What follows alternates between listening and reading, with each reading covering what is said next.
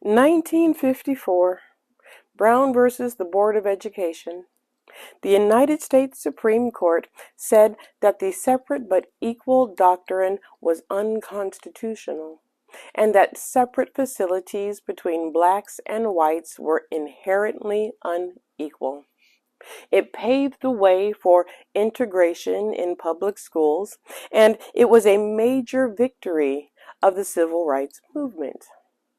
However, millions of white parents nationwide, they acted to deny black children equal education by voting to close and defund public schools, transferring their children to private white-only schools, and harassing and violently attacking black students while their own children watched or participated.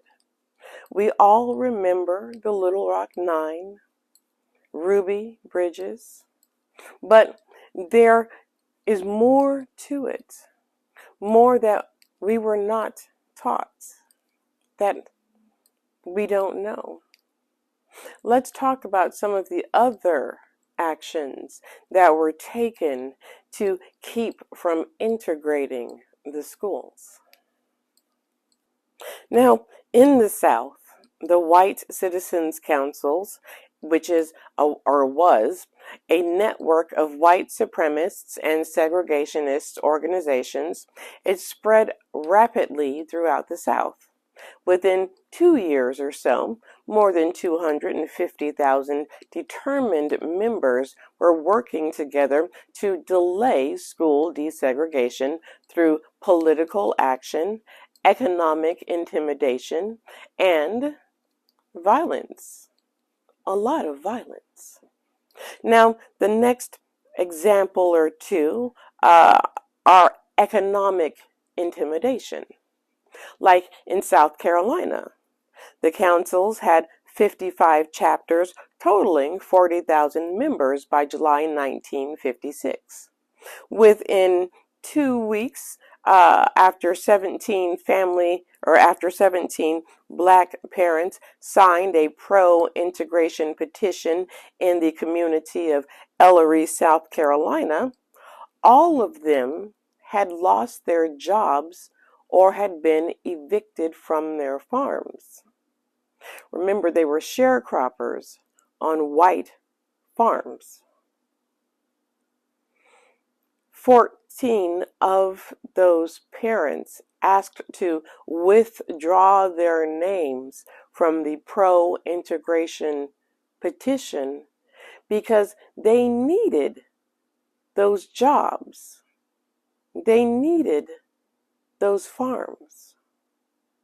In Mississippi, they had 60,000 members by October of 1955.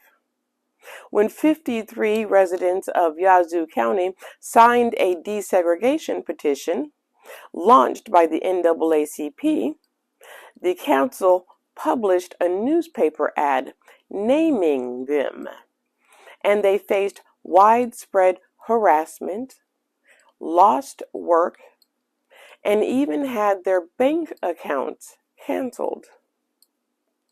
Ultimately, all of the signers removed their names, and the Yazoo County NAACP was disbanded. Economic intimidation. Then, of course, you've got political action. February 25th, 1956, Senator Harry F. Byrd, Sr. issued a call to action, massive resistance. A call to action to fight back against the Supreme Court's order to integrate America's public schools. He says that if we can organize the southern states for massive resistance to this order, I think that in time, the rest of the country will realize that racial integration is not going to be accepted in the South.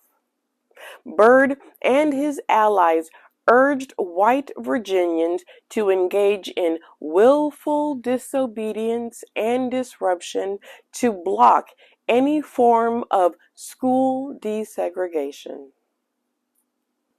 Now, in the words of historian Earl Black, okay, the schools were segregating, yes, at a seemly pace, one approximating the crawl of an arthritic turtle.